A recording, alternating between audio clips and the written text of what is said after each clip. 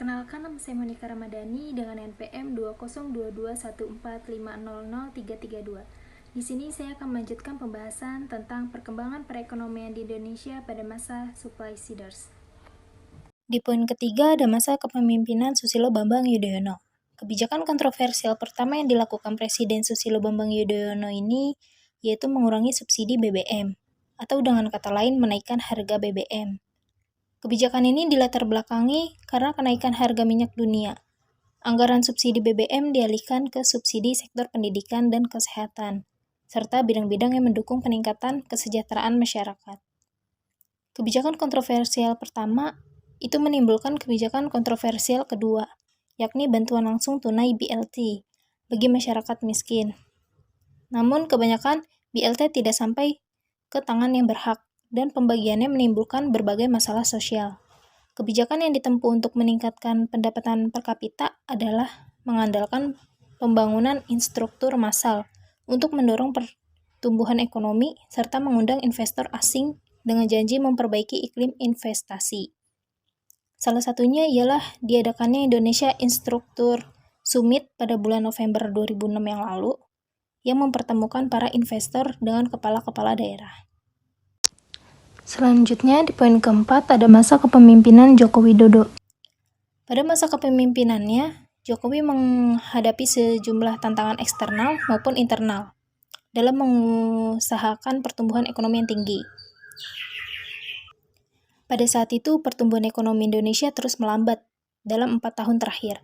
Dalam situasi demikian, pendekatan Jokowi untuk merangsang pertumbuhan ekonomi adalah melalui reformasi ekonomi domestik yang lebih fokus pada sisi penawaran, antara lain melalui pengembangan infrastruktur dan perbaikan iklim investasi. Salah satu reformasi radikal yang dilakukan yaitu pemotongan signifikan dari subsidi bahan bakar minyak sebagai usaha untuk mengurangi beban fiskal.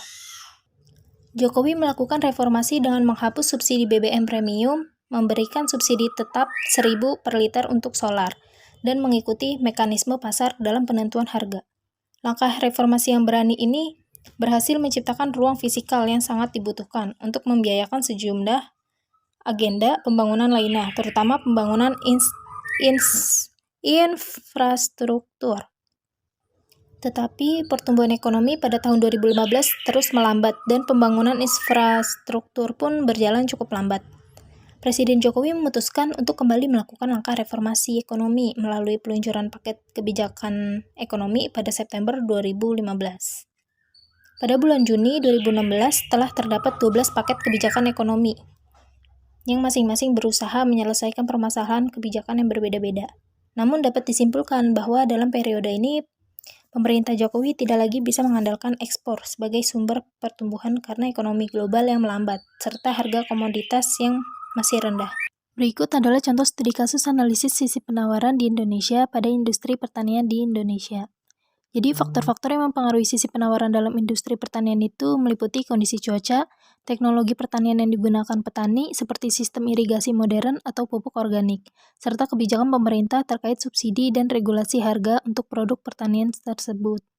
Misalnya peningkatan teknologi irigasi dan penggunaan pupuk modern di sebagian wilayah Indonesia dapat meningkatkan produksi pada secara signifikan. Namun, cuaca yang tidak terduga seperti banjir atau kekeringan dapat mengurangi sisi penawaran beras secara tiba-tiba.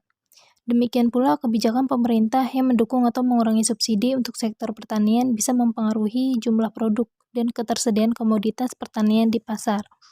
Terima kasih, pembahasan selanjutnya akan dibahas oleh Ajeng Syaira.